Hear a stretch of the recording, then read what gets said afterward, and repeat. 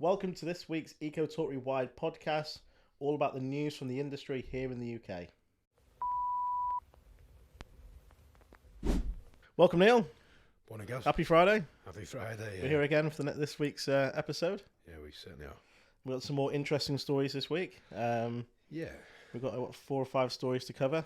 There's a bit of a theme towards the end, isn't there? There is. But yeah, so the first story is something we've touched on the last few weeks, isn't it, around nuclear? And again, the government looking to strengthen Britain's energy security with more nuclear power plants, which isn't a surprise to us. We've heard this before, but Promises. Yeah, I mean it's an awful big target again, isn't it? It is. I mean, I like. It's very. I can't ever. Whenever I read this stuff, it just feels politically charged. To be fair. Yeah, political waffle. Political waffle. Yeah. And or actually, political pancakes. It's been pancake week, pancake day on Tuesday, wasn't it? Political pancakes. Yeah. That's about the summary of our. The state of our government at the minute, I think. Nuclear power. 24 gigawatts by 2050, a quarter of our energy needs. That's 26 years away. Yeah. When Boris promised it not so long ago, we're going to build 10 new nuclear power plants, and everyone, yeah, great, well done, Boris. It's over a decade before you get anywhere near the rollout of that kind of power. Nuclear, it's stable. It's and yes, we do need to strengthen Britain's energy security. An awful lot can happen in 26 years, though. It's a long time, and the thing is, we know how long a nuclear power plant takes to build. Yeah. It's to get anywhere near that, they need to start building 10 of them now. Yeah. To even have a chance that actually all of them will come online in the next 20 years. Yeah. And all the bureaucratic red tape. Yeah. That's going to stand between now and deployment and breaking ground on that first project. Never mind however many they need to get 24 gigawatts online. I think it's a gigawatt a plant, unless they go for some larger plants or something. There's obviously a mix here with some smaller localized reactors and stuff, and technology that can be sort of manufactured in a factory type situation and delivered to site and deployed that way to expedite build times and things. Okay, great, I understand it. 24, 25, 26 years to get to 2050 and a quarter of Britain's energy mix. That's not answering anything. No, it's not sort of the ultimate solution, is it? Putin will be dead. They're worried about the Kremlin and Putin and the power they have. He's long gone. He'll have done all his damage in 24 years, 25 years time. If we're worried about what Putin and Russia are going to do, they could have finished us off before that point. As far as the control that they can implement on us at the minute, it doesn't answer anything. Yeah. And when did nuclear power become like green? I'm not sure. It seems to have missed that memo. I know. It just seems to have let's slot nuclear into that so we can hit our targets. I don't believe it, because when does radioactive waste and things become clean for the environment? Exactly. It's horrendous. You put radioactivity into anything and it kills the environment. It's one of the most awful substances known to man, isn't it? Yeah. It's horrendous stuff. You stand anywhere in it, it will kill you. Yeah. It kills life and has a really strange effect. I don't see how that can be even classified in that whole net zero piece. No. It gets me back up a little bit. Yeah, it does. It does. What are we told? What are we being told now? And I mean, it's like the answer is, like we've told. Yes, it's a mix: hydro, wind, solar, in its many forms around the planet. Concentrated solar power. There's all sorts of really, really cool technologies that we can deploy, that we can put on the ground, that do not take the development time of a nuclear power plant. And if deployed and that can be deployed in smaller volume, but en masse by thousands of installers. Exactly. And that can really contribute to it, and that's real, and it's tangible, and it can be done, and it can be delivered, and it is green, and it is net zero, and it's not going to, there's manufacturing process to anything, but at the end of the day, the renewable technologies, they harness renewable energy. They go on. Nuclear, in my eyes, doesn't do that. And no. 24 gigawatts by 2050, I'd be surprised if they get that target, to be fair. Here's just a theory, maybe because uranium is a natural, but no, that falls it into a fossil fuel, doesn't it? Yeah. So it could be a fossil fuel. But it's naturally mined. This enrichment stuff. Yeah. I'd love to see this. Have a look at the science, to be honest with you, how that becomes a clean, renewable energy. Yeah. Because I'm pretty sure there's waste. There's an awful lot of waste. That's toxic. And it gets buried in the ground. Yep. It gets, It's not a clean tech. I don't know how they even can. So No. we'll move on to the next story because it's not renewables. Nope. As far as we're concerned. Bit more of a positive story. So the Pentagon is to install rooftop solar panels. Brilliant. Absolutely brilliant. Yeah. A part of President Biden's green agenda, the Pentagon will receive a rooftop solar panels in a $104 million clean energy initiative. Brilliant. I would assume that 104 million is more than just the Pentagon roof, isn't it? It's across their sort of property assets. I mean, it's obviously these stories sometimes where we get these stories come through from different media sources. Yeah. We know some of them have never been quite correct, and later on in this podcast we've got a bit of an anomaly, haven't we, in a couple of stories. We have. It says here that the US government's or the federal buildings are one of the biggest demands on power in the states. The states are quite a power-hungry nation. Yeah. The way they do things, everything's bigger, better, faster, more. But that Pentagon roof, I mean, it's quite an intricate roof, but you can get a lot of panels on there. Yeah, it's a big roof. I fancy doing a little measure up on. Yeah. See what I could actually put on there. That's a big roof. There's probably going to be some ground mount type scenarios around there. Maybe, I don't know. But apart from that, there's a lot of federal buildings in the states that are obviously embracing it. It's about time. It is. Let's just hope they've allowed for these fictitious planes that have crashed into it, so that don't seem to have been appeared. Yeah. But that's another story. Yeah. But we talk about that for hours. But yeah, I mean, it's good to see the US doing these sorts of things. The interesting question, I suppose, is would this have happened if Trump was in power? Who knows? I know Trump's got his opinions on the whole net zero agenda and things, and Biden's a little bit different to Trump in that respect, but does what he's told. Yeah, this is true. Yeah, but it's good. It's good to see the US embracing solar tech in the Pentagon and other buildings, isn't it? Makes you wonder what what could be done in the UK on a similar level. Yeah, it all comes down to funding, doesn't it? I mean, there's a huge appetite for local authorities and to put solar on buildings to reduce their costs, but they've got no money. Yeah, absolutely no money. And I know, obviously, we've spoke before. We've got the power purchase agreement model, where I don't know if you want to briefly explain that again to some of our viewers if they're not aware of what a PPA, power purchase agreement, is. Power purchase is basically hedge fund type money, Central Square Mile London money, investor money, whereby they are always actively looking for strong investment cases so they can hit their IRR or internal rate of return targets on their investment portfolios. And now again, we've come back to a point where solar's hit a very attractive investment opportunity. You've got guaranteed technology for 25 years, way in excess of any kind of return of investment period, delivering strong IRRs for investment bodies, so they're prepared to assign pots of cash, $250 million at a time, or whatever it might be, for the deployment across rooftops, whereby a hedge fund will cover the cost of installation for a company. So you might have a megawatt roof, £600,000-700,000 worth of potential investment. You don't want to spend the capex.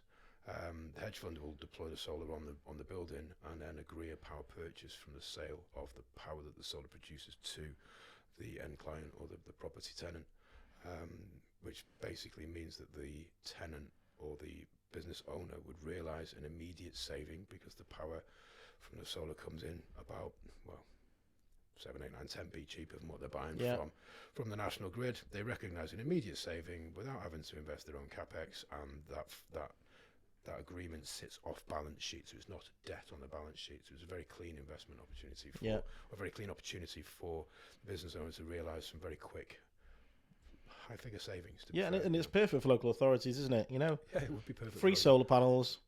They get to shout about their green credentials. Look at us, we're going carbon zero. Yeah, we're reducing our carbon footprint. We've had all these solar panels fitted, but they don't have to pay a penny. So it's meet all those targets. Yeah, you could do an awful lot of damage meeting a lot of targets in this country by taking advantage of sort of scenarios and opportunities like that. And so the no money's no excuse, is it?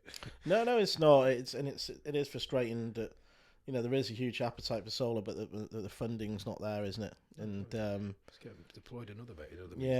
It's getting deployed in other areas. The money is there centrally. but and again, I think it comes down to mismanaged ideas and decisions, and misinformed maybe sometimes. Yeah. And that kind of carries into some of the stuff we're going to talk about shortly. But there certainly is money there, and I just think maybe, and we've always said this in this last 10, 12, 15 years in this industry, the support for solar is not sufficient. Yeah. From where it should be for the simplicity of and the capability of what this technology can do to help. It's a big part of meeting net zero targets. Oh gosh, yeah. It's the simplest way to get things done. Yeah, it is. Yeah, just fill a load of rooftops with a load of power generators. Great. It's going to sort an awful lot of that sort of grid issue. It gives the grid flexibility, and then you have battery storage into the mix on a larger scale, and you answer a lot of problems. And there's obviously loads of means and ways and means to deploy funding to make that happen, and it's all there. It's all there. It's just not being embraced at a national level or at a government level, and there are things that can be very easily done to sort of help deployment, but the focus isn't on it, is it? No, and that brings us into our next story with. So, you may or may not be aware there was a scheme that's been running since 2017 called the Solar Together Group. It's a buying program for collective homeowners. Yes. It was a Sadiq Khan program introduced and backed by obviously the Labour Sadiq Khan, and it was where a homeowners club together to purchase solar panels at discounted prices. Yes. According to the Tories, it's been quietly shelved. Other sources saying it's not, but it sounds like it's been a disaster. But what I find quite funny, which I'm just going to quickly turn this paper on and show on camera, is, how some of these articles just use silly images. So I'll just turn that round and show the camera. So we've got a person working on a roof, a ladder across the solar panels, which you wouldn't want to do in case you damage the solar panels. Someone working with no health and safety.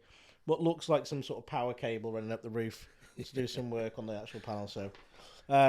So hopefully that isn't a picture from the Solar Together group, but it sounds like it could have been, based on the amount of problems they've been having. So they've had 1,456 complaints from customers unhappy with the service they've had. This kind of screams poor management of a program, doesn't it? Yeah. Ultimately, this has got the government's name stamped all over it. Sadiq Khan. Actually, Yeah. Under Labour. Who did these Who did the checks? Yeah. This is backed by government, and it highlights what goes on sometimes in this industry. There are businesses in this industry that their ethics aren't right, and things aren't right, and they're not managed. They're not what they say they are. And who ratified that? Who checked it? Clearly, there's issues in that. They've gone into administration, haven't they? And there's phase 4 and 5 of this whole rollout program. One of the scheme suppliers gone into liquidation. Yeah, hence now you've got 1,000 plus unhappy people that have got half a job done. So that leaves a sour taste for those people, but it didn't have to be like that. No, not at all. And there's a lady here, Miss Lee, who's she's had solar panels and she's been waiting about a year to get them fixed. Yeah, because they're not working. But it goes back to these schemes are great, and if they're managed properly and they deliver properly. Yeah. But by the time she's this lady, she's obviously she's not had this for free. She's paid into this. Yes, yes. Whether she just would have been better buying from a local company and they were working right first time, and she could have been having the benefits for the last 12 months. Yeah.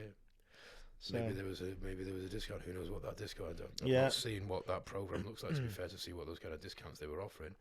But you only have to look at the market now to know that we were in a bit of a cheap point as far as acquisition of products in the solar industry anyway. So, there are savings to be had right now. As we know, we're in a bit of a sweet spot. How long this lasts, because there's obviously some oversupply from, as we know, into the market from the COVID manufacturing, with China carrying on. So the costs are quite low. We are at a really nice point in the market. We've seen some reduction in cost in sort of wholesale costs across our products, which is making solar even more attractive than it was again. And then you put that against the sort of value of a unit of electricity that you produce, and you're in a favourable position before you start. So I mean, sometimes by trying to cut a corner, you end up getting stung, don't you? You do. I mean, I think obviously the intention was great. Yeah. Probably sounded great on paper. Yeah. Yeah. But buyer beware. it comes down to the contractors they've used. I think from the sounds of it, and whoever's been managing it haven't done a great job of managing it. It's But that was backed up by government. yeah, So it's that management should have been absolutely on point. absolutely it should have been. Yeah. Yeah, it's a shame when you have schemes like this that they're to help people get into solar quicker, easier, at a lower cost, and it doesn't quite. Yeah. You know. It's a shame. We want to see the solar deployment across the UK. I mean, in all its forms, it's going to help the whole energy mix, as we know. I just think sometimes with schemes like this, the government can be too ruthless when it comes to costings. Yeah. You know, the idea is, if you think about it, if we wanted to drill down the cost of our installation, okay, we can go to our suppliers and get a discount based on volume. Yep. But we know ourselves. Yes, there's discounts to be had on volume. It's not massive. No. It's not. It's not. We're not Penny, talking. pennies a watt. It's not massive and massive amounts. Yep. So then, where else are we going to save? Labour. Yeah. And scaffolding. Health and safety. In health safety. So let's assume that the health and safety is still spot on each one. Yeah. So you're asking your contractors to screw them on prices. Yeah. And the scaffolders to screw on prices. So then you've got a situation where you're going to be using companies who are competing at low end, who are going to do the work, because a bona fide company is not going to want to get into that whole, doing it for sort of wages situation. Nope. So then you've got companies who aren't going to be around very long because they're not making enough money to stay in business. Yeah, because they can't make a decent profit margin, so they're having to throw the work in. And that's why they go out of business. Yes.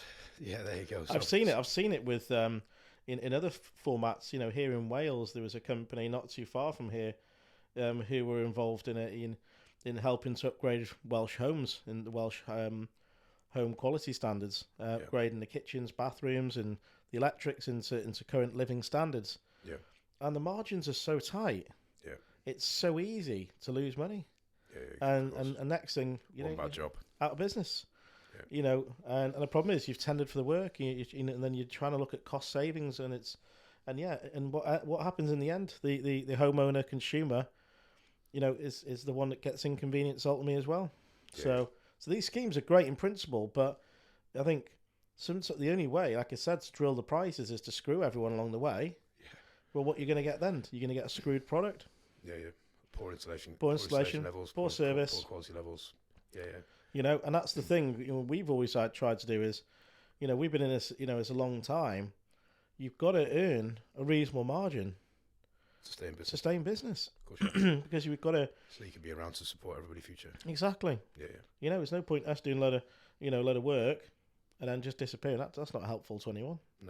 No. So you've got to charge the right price for the system to sustain being around. Yeah, that's been the key in this industry since forever, hasn't it? I mean, there's an awful lot of people. You put your trust in a company to install a product, and you get a lot of people who they're actually very careful. They're trying to be careful. Yeah. And they're trying to sort of verify the people who are offering their installation and support and things. And even with that, you've got to be ultra careful. Because there's a lot of people there's a lot of companies out there promise the earth, and they're not going to be here for long. Or they come in cheap on a quote. Yeah, okay, great, looks cheap on a quote, looks nice on a quote. But again, that question, isn't it? Are they actually making enough money to sustain themselves as a business, or is it just you're just buying business for to keep the workforce busy? They're not going to be around. No. They'll be around to support your warranties. So when your system that they've installed for cheap, it's probably going to have an issue at some point. Who do you call? Because they're not around to call. No. So we're obviously here to help those people, but we take an awful lot of those calls, don't we? We do. We're always helping people out who've been stitched up by their installer who's no longer around, isn't there? It's something we've had to do for a long time, isn't it? No, exactly, 100%. So the next two stories sort of merge into one, don't they, Neil? Yeah, they do. We're going to be talking heat pumps, and I think if you've listened into any of our Eco Talk podcasts in the past, you'll know that we are not massive fans of heat pumps. They're not the solution, we believe. So this is an article from about a week ago in the Financial Times, where Rishi Sunak is dropping the heat pump targets, and obviously what they're saying is retreating from the net zero goal. So effectively, manufacturers were going to be fined £3,000 per item over the target they'd failed to hit. Because they have to deliver a certain number of heat pumps as a Correct. proportion of their sales against things like gas boilers and stuff like that. Correct. Which was then forcing the companies to put the individual prices of their gas boilers up to compensate for the fact that inevitably they're going to be fined. Exactly. Self-depreciating problems, isn't it? Well, yeah, because it's making gas boilers more expensive artificially than they need to be. Yeah. I mean, I don't know why they just didn't put up the RRP to stop people from buying them. Yeah. But which is almost what they've done. But whether it could have gone up higher again, but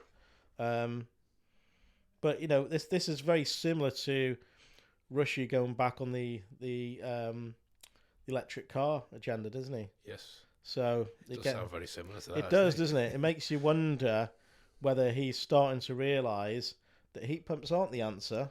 Yeah. Electric cars aren't the answer. Yeah. And that's why he's curling. He's retracting a little bit back on some of these targets because he's had new information. He's been given new guidance. Actually, okay, they're okay, but they're not the answer. They're not the ultimate long-term solution for this country. And they're on about the decarbonisation of heat sources, and the current deployment is around about the 30,000 or 36,000 heat pumps a year at the minute.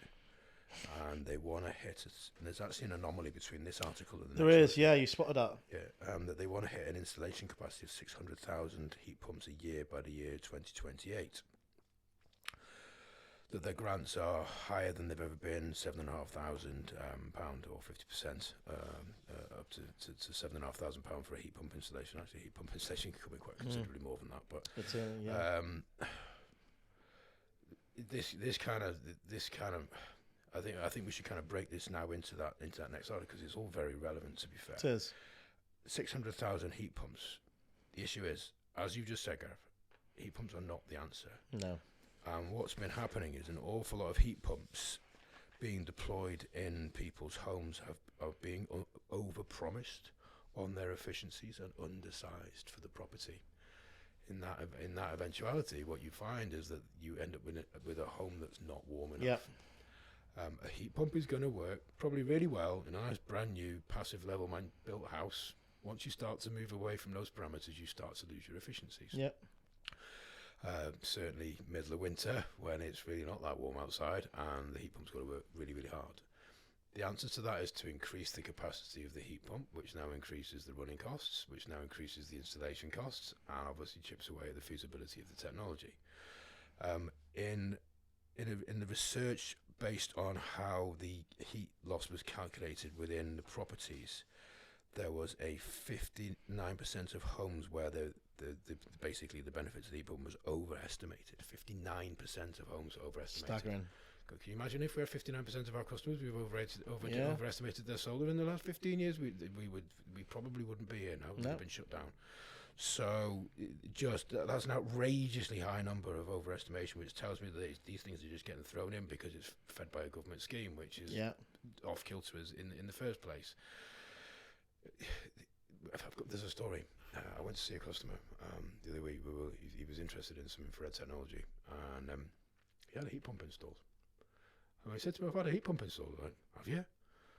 He said, "Yeah, it's only achieving 13 degrees." I'm like, wow. I mean, to be honest, I wouldn't have put a heat pump in this environment anyway. Yeah. As soon as you approach the house, it's not suitable. Immediately you can tell it's not suitable for a heat pump. It's uninsulated, stone walls, no insulation in the loft, no single glazed windows all over the place. Just really not a candidate for a heat pump. All of those impeding factors were stacking up against it. The company who had installed it, when the customer went back to the company who'd installed it, said that the agreement was just for the purchase of the heat pump, not for the promise of the heat it would deliver. Okay, shocking. Terrible. That's bad behaviour, as far as I'm concerned. However,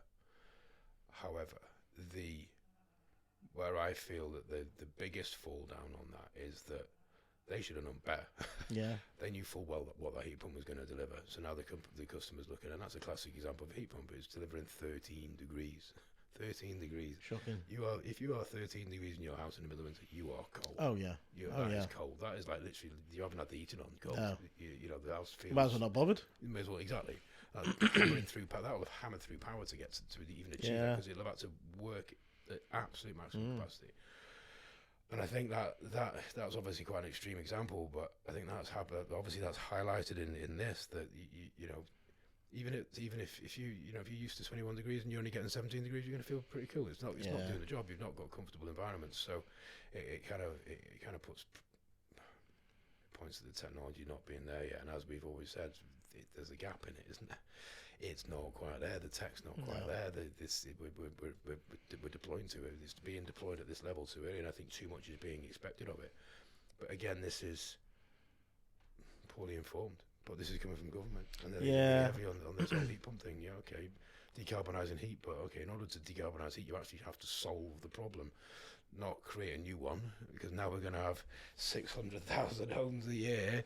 The portion of them that'll have well, you can imagine those figures: 600,000 homes a year. 59,000 over, 59% of them overestimated. Yeah. 400,000 homes or something. Exactly. 420,000 homes or something with overestimated. You know. I think the top line figure is around 70% of homes with heat pumps have got the wrong size. Yeah. So 59% are overestimated, the rest are underestimated. Yeah. What else does that highlight? That highlights to me that every time Dick and Harry's jumping on the installation of heat pumps, when they're not. And what this article says that full heat loss assessment should be done on properties and then things like that. Okay, that's the correct procedure. I wonder how many properties aren't being done. Yeah.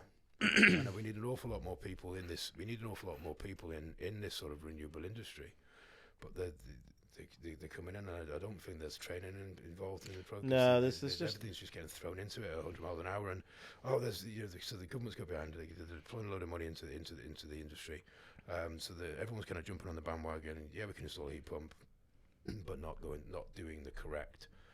Or going through the correct process to size that heat pump correctly, and then cost is playing into it as well, and the benefits of the sort of carbon on that whole. I think there's a lot of assumptions being made about the construction of the property and things like that, and so there's assumptions made. So again, they're overestimating corner cutting. Because in the end, even if some of our viewers may think, oh well, it's bigger, so it's okay. It's better to be bigger than it is to be smaller. In some respects, yes, but also it's not going to be as efficient as it should be either. Just because it's bigger doesn't make it better. No, it needs to be it costs more to run, higher maintenance costs, higher running costs. Yeah, because it's bigger than it needs to be. Yeah, but it doesn't mean it's more efficient. So. And Putin's still got his grip of the energy. He's at least got it for the next 26 years until we get his nuclear reactors on that. So there's all sorts of things playing in it that don't go in the favour of heat pumps. To be fair, so decarbonisation of heat. Okay, I don't think that's quite right. And coming back to what you were saying before, actually about that whole EV thing as well. There was some news, wasn't there, this week, where BMW are pulling their EV. Yeah. A lot of the big manufacturers are starting to pull away from EV R&Ds. Yeah. And that. Their X3, X5 models, I think, if I've got my facts right, are moving to a hydrogen model this year. Wow, that's quick. I mean, hydrogen. We know that hydrogen is the way forward, and hydrogen is ultimately the future. But yeah, BMW. I believe there are other serious car manufacturers. There are, yeah. I mean, obviously Toyota have been on it for a while. Yeah. Obviously Honda are big into it. Yeah. So a lot of the Japanese guys are well on the case with it. Yeah. But yeah, I think it's gonna be very interesting, and I'm sure we could do a full podcast actually on the electric car market because 100%. I don't know if you've seen it. I've seen it a lot on TikTok and other media platforms. The used electric car market is a mess. Yeah. Absolute mess. Nobody wants to buy them. But why would you want to buy a battery that's got a lifespan? Yeah. That's already been part used. It's there's flaws there. If you look at our local area, the infrastructure deployment in our local area for charging electric vehicles is really kind of low. It's poor. It's poor. It's shocking. In fact, there's just nothing there. I mean, there's obviously some scope there. But if you've already got in a market that's emerging and infrastructure is still being deployed, and you've now got key manufacturers pulling away from the manufacturer of that product in the first place. That's not a good combination. That story actually doesn't end very well, I don't think. No, I think obviously we've got these cars now, and they're going to be around for a number of years. And Yeah. for some people, they do solve a solution. Yeah, they do. You know, for some people. Yeah. I mean, an interesting one. I saw a video the other day. Apparently, a replacement battery for a is it Porsche Taycan? Yeah. It's £40,000. So, you know, wow, they are, you know, serious pieces of kit cars, lovely cars. Yeah. But the used car value of those is through the floor. Plummeted. Nobody wants them. Yeah. Because everyone's scared of what happens if I have to replace the battery, because now they're out of warranty. Yeah. Because anyone who knows anything about electric cars is you do not buy them, you lease them. Yeah. You know, you do not want to be left with that liability. And No.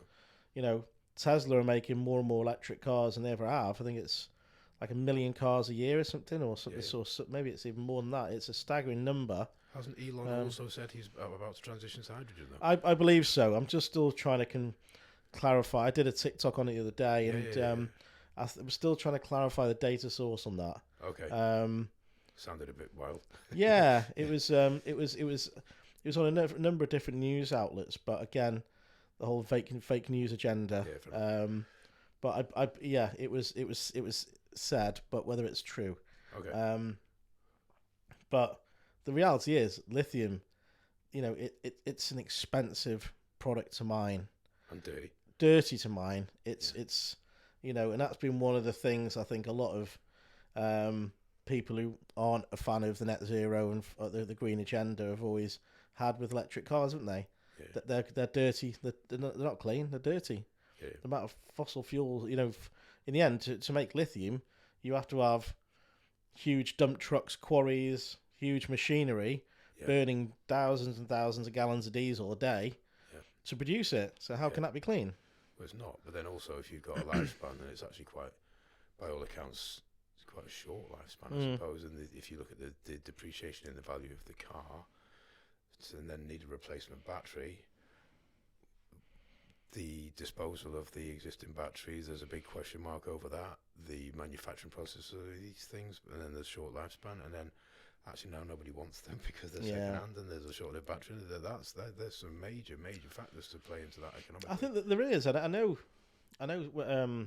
Someone told me a while back that the original Nissan Leafs, they actually performed a lot better than they thought, because obviously the Nissan Leaf was pretty much the original mainstream electric car. We had one. We did. One. We did indeed. Yeah. It was great. Apart from the range anxiety, but the batteries on those have lasted a lot better than they expected. Okay. And I know there is a big thing around second life uses of some of the lithium in cells in electric cars, because they're no good for electric cars doesn't mean that the cells can be used in a toothbrush or home storage something else of solar power. Yeah, and that as well. Yeah, 100%. Yeah. But it's going to be very interesting to see what happens with the electric car market over the coming weeks and months and years, because it feels like it's collapsing. The bubble's burst. Yeah. People are starting to move away from them, and it'd be interesting to see how Tesla responds to that. Yes. Because, you know, Tesla are the biggest car manufacturer in the world. Yeah. And solely manufactured electric vehicles. Yeah. And then this hydrogen's coming in fast. I was actually surprised to read that BMW are launching their hydrogen X3, X5 this year. That's quicker than I thought it was going to be. That's much quicker. I was quite blown away by that article. And if BMW have done that, then there will be other serious moves in this market same way, which will have a big impact, which will naturally burst the bubble, because we've already superseded that whole EV piece, because hydrogen is clean and your waste product is water. Yeah. So that is definitely the best way of sort of running vehicles and things. How long it takes for the other rollout to happen, but clearly, you know, if BMW had done it, they're deploying vehicles this year, it isn't far away at all. No, not at all. It's going to be a really interesting market, the electric car side. I think it's certainly one to watch, isn't it, over the next and that whole hydrogen piece, actually, there's still an element of EV, isn't there? Yes. So it's still it's an evolution of that electric vehicle type scenario, but so it's not like completely removed from it, but it's obviously it's already in its next stages, isn't it? Oh, it is. Yeah. I mean, obviously, as a company, we've just invested into hybrids. Yes, we have. Which we're not big fans of at the moment. Lovely cars, it's just the MPGs aren't very good. Oh, they're terrible. They're terrible, yeah. There's no sugarcoating it. And which is a real shame. To be honest, we've tried to make a positive step as a company to practice what we preach and invest in. They are on lease. I do to add, we didn't buy them because you don't buy electric or hybrid cars. No. But unfortunately, they're just not doing the MPGs we expected, are they? No, they're not. No. It's appalling. Yeah. So for the viewers, we've leased two MG HS hybrid, sort of petrol electric hybrid. So they got a 1.5 petrol engine with I think it's 30 kilowatt hours of batteries, is it? Yeah, there's a small battery in it. So they're quite a big car. They're probably the size of a Mercedes GLC, something like that. X3, something like that. Yeah. But you've got to bear in mind, they've got batteries on them. Yeah. Quite a big car with a 1.5 petrol engine. Yeah. So it's almost like carrying around three adults at all times, isn't it? Yep. And then coupled with the world's smallest petrol tank. Yes. Which you know well. I do. Which you can fill up anything from 40 to 50 pounds. It's really small. You get about 270 miles ish if you're lucky. I'm more like 180 to 200. That's your pedalers. That's your foot. I